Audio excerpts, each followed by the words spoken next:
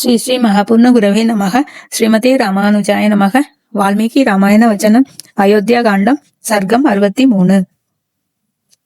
நெடுநாளைக்கு முன்பு தசரதன் வேட்டையாடுகையில் நேர்ந்த முனிசாபத்தை கௌசல்யிடம் கூறுதல்.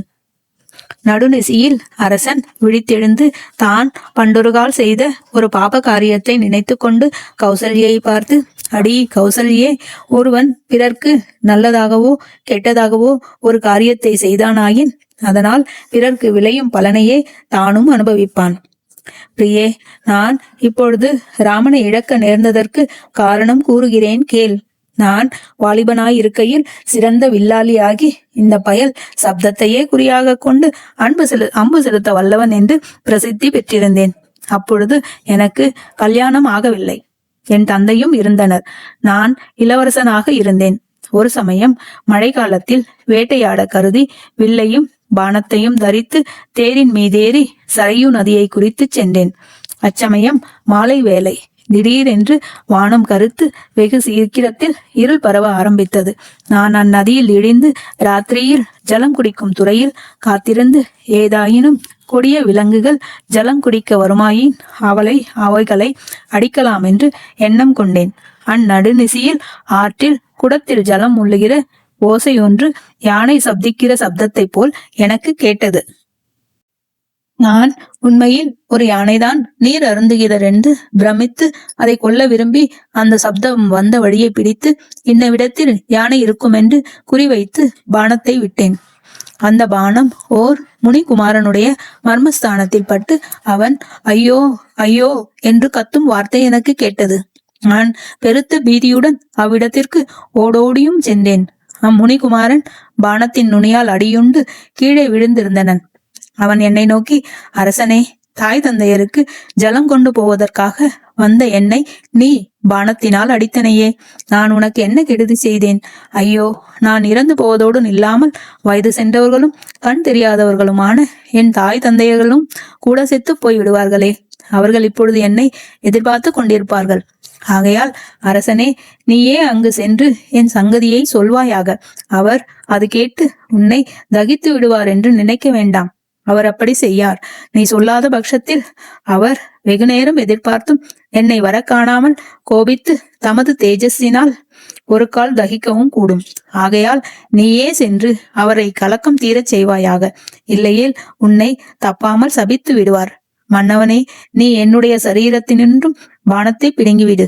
சீக்கிரம் நான் உயிரை விட்டு விடுகிறேன். என்னால் பாதை பொறுக்க முடியவில்லை. அரசனே, நீ என்னை கொன்றதனால் பிரம்மஹத்தியை சம்பவித்ததென்று கலங்க வேண்டாம். ஏனெனில் நான் பிராமணன் அல்லேன். வைசியனுக்கு சூத்திர ஸ்திரீயின் இடத்தில் பிறந்தவன் என்றனன். கௌசல்யே, நானும் அவன் உடம்பிலிருந்து பானத்தை பிடுங்க அவனும் உயிரிழந்தான். ஸ்ரீ ஸ்ரீ மகாபூர்ண குரவே நமக. ஸ்ரீமதே ராமானுஜாய நமக. வால்மீகி ராமாயண வச்சனம். அயோத்தியா காண்டம். சர்க்கம் 64. புத்திர சோகத்தினால் தனக்கு மரணம் நேரிடும் என்று ஏற்கனவே முனிவன் சாபம் உண்டென்று மொழிந்த தசரதன் நடுநெசியில் மரணமடைதல். நானும் அம்முனிகுமாரன் சொல்லியபடி ஜலம் நிரம்பிய அக்குடத்தை எடுத்துக்கொண்டு அவன் தாய் தந்தையரை அடைந்தேன். என் காலடியை கேட்டதும் அம்முனிவர் மிகவும் பரிதாபமான குரலில் என்னை தன் மகன் என்று நினைத்து, குழந்தாய், ஏன் இவ்வளவு தாமதம்? சீக்கிரம் ஜலம் கொண்டு வருவாயாக என்றனர். நான் மிகவும் பயந்து தழுதழுத்த குரலுடன் என்னை இன்னாரென்றும் நான் தெரியாமல் ஏதோ மிருகமென்று பிரமித்து செய்துவிட்ட காரியத்தை சொல்லி அவர்கள் அருமை புதல்வன் இறந்த செய்தியையும் கூறினேன்.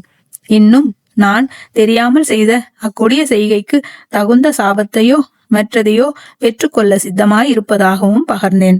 அம்முனிவர் அடக்க முடியாத விசனமடைந்து, அரசனே, இந்த கெட்ட காரியத்தை நீயே எனக்கு சொல்லாமல் மற்றொரு விதமாக எனக்கு தெரியுமாயின் உன் தலை இப்பொழுதே லட்சம் சுக்கலாக பிளந்து போயிருக்கும். மேலும் நீ தெரியாமையால் பிரம்மம் கொண்டு இக்காரியம் செய்தபடியால் பிழைத்திருக்கின்றனை. தெரிந்தே செய்திருப்பாயின் உனது குலம் முழுதும் இப்பொழுது இல்லாமல் போய்விடும். ராமன் கதை கேளுங்கள், ஸ்ரீ ரகுராமன் கதை கேளுங்கள், ராமன் கதை கேளுங்கள். ராமாய ராமபத்ராய ராமச்சந்திராய లోకమంతా రామమయం.